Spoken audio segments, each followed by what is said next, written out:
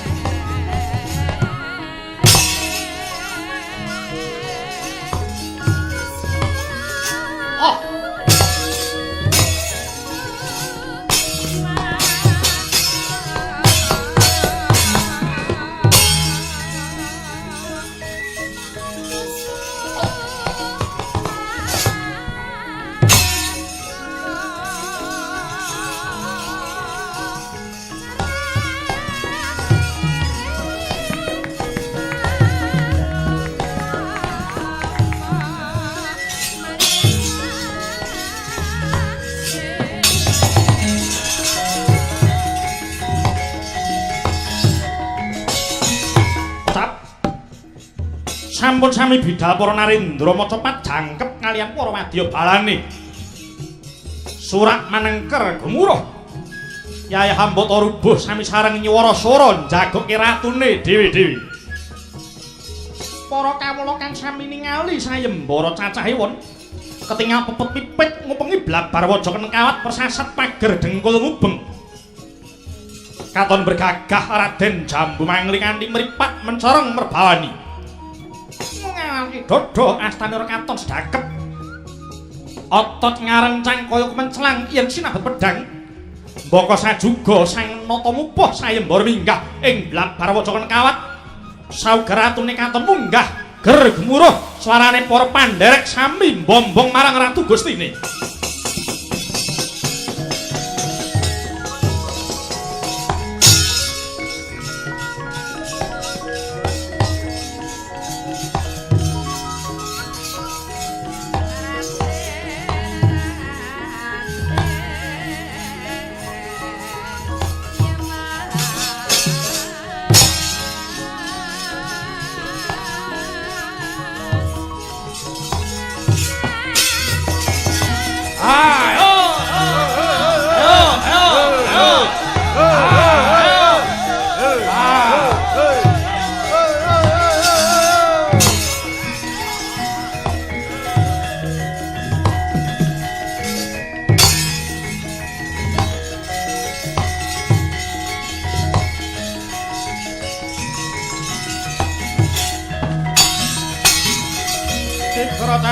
Mergut ngembat watang raposo mungsu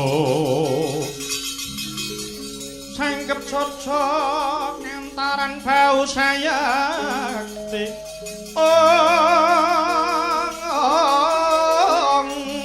dingoleno prapteng lampus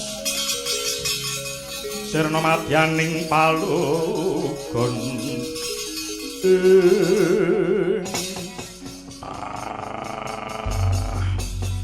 ana Narendra kang munggah ana ing blapar waja keneng kawat. Ayo ngaku kowe sapa? Yo. Aku saka Praja Paranggomarja. Prabu Baranjana. Oh iya. Arep mupu sayembara kepara nyata. Yen kana tak iman gulungen genderamu sayembara. Mumpung durung ilang nyawamu. Wis dadi tekadku. Ora bakal aku mundur jangkah. Jambu Mangli wis tumindak. Sapa bisa ngasorake iki yudaku kelakon mboyong Dewi Sekeksi. Gondang ganjeng langit kalak-kalakaton. Lereging sanging sang maweh gandrum. Jambu Mangli murang tata. Nyata satriya nuwe